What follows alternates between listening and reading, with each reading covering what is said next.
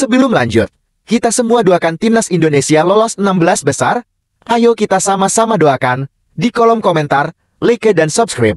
Timnas Indonesia kalah 1-3 dari Jepang di laga terakhir fase grup Piala Asia tahun 2023. Shin Tae-yong sulit berkomentar terkait peluang Indonesia lolos ke 16 besar Piala Asia tahun 2023. Indonesia tak berdaya di laga terakhir grup D. Melawan Jepang di Stadion Altomama, Doha, Qatar, Rabu 24 Januari 2024, tim Merah Putih ditekuk 1-3.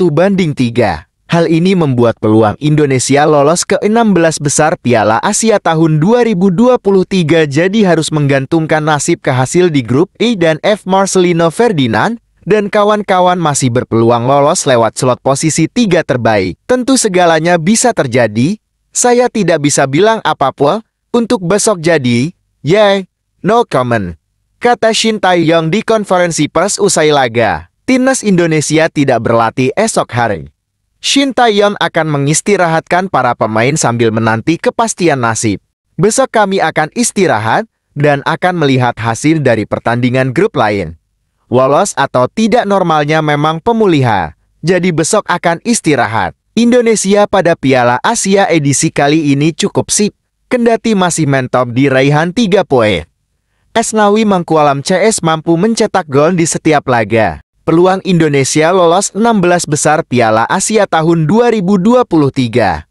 Tim Garuda masih punya peluang lolos ke 16 besar, meskipun tidak besar alias cukup tipis. Jalur yang masih dikejar kini adalah menjadi salah satu dari 4 tim berperingkat ketiga terbaik.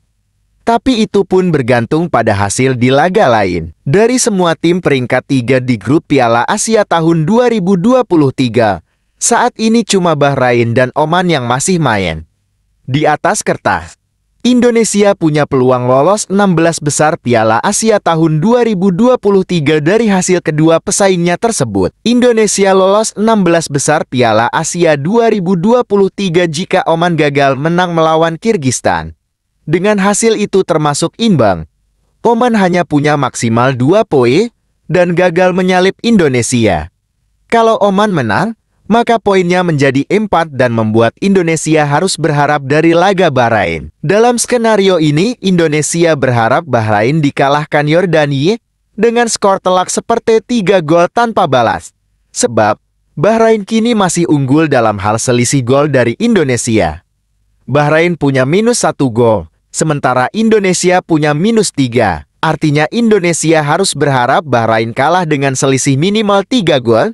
Dengan demikian, Indonesia akan berada di urutan ketiga dan paling buruk turun ke posisi 4 jika Oman menang atas Kirgistan. Dengan skema Oman menang dan Bahrain kalah telak itu, timnas Indonesia bisa lolos ke 16 besar Piala Asia tahun 2023 dengan menempati posisi 4 di klasemen akhir tim peringkat 3 terbaik.